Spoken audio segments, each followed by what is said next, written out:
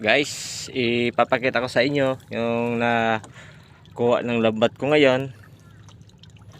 Ayan, mga ano na, dalawa alimasag, tsaka yung ano, tawag dito bungkang. Ayan guys pang ulam lang na huli ko. Ayan, ayan puro mga ano to ayan, pang mga ulam lang. Tapos ito, tinatawag na sangbayan.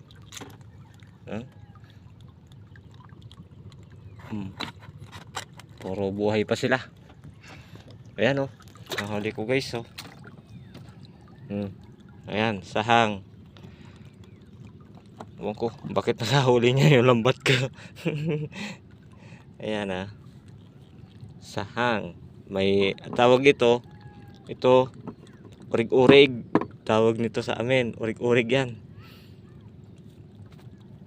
Saka ito, ewan ko kung anong tawag nito, alan-alan ata yan, yung sa ano. Ayan guys tapos ito, ewan ko kung ano to, bato-tol